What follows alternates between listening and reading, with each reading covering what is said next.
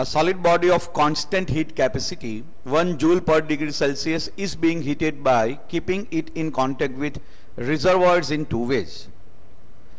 First, sequentially keeping in contact with two reservoirs such that each reservoir supplies same amount of heat. Second, sequentially keeping in contact with 8 reservoirs such that each reservoir supplies same amount of heat. In both the cases, body is brought from initial temperature 100 degrees Celsius to final temperature 200 degrees Celsius. Entropy change of the body in the two cases respectively is. Now the very first point of understanding goes like this, that entropy is not path function, it is a state function. That means it does not depend on the number of bodies or reservoirs with which the given body is kept in contact. It depends only on the initial thermodynamical state and final thermodynamical state.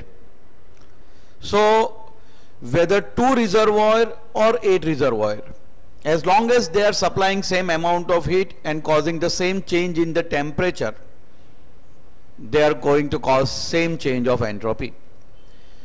Looking towards the option, we find option A to be logically satisfying this fact, because in both the case entropy changes are going to remain same.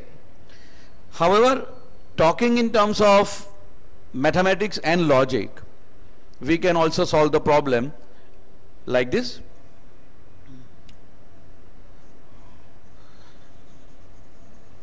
Entropy is state function, hence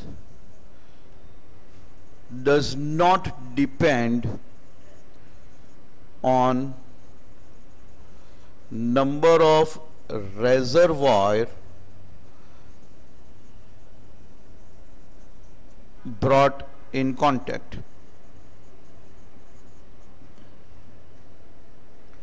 Then we can proceed like this. ds, that is change in entropy, is equal to dq by t. Now if we denote Hc as heat capacity, then heat capacity is indicated as dq by dt.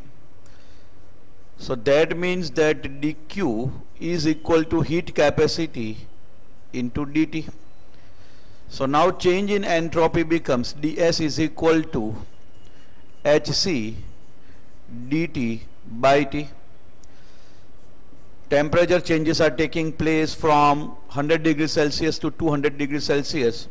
So integrating, we get change in entropy as Hc integral of 1 by t dt. So change in entropy will become Hc into ln of temperature from T1 to T2. So change in entropy is equal to Hc ln of T2 by T1. Now here the mistake committed in giving the values which is not going to match with the option. Instead of giving the temperature in Celsius, it should have been given in Kelvin, because here temperature are in unit Kelvin.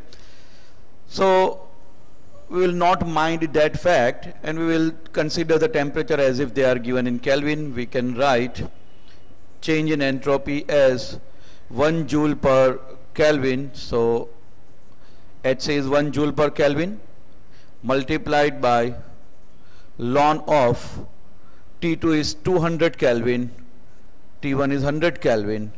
So delta S is equal to ln of 2.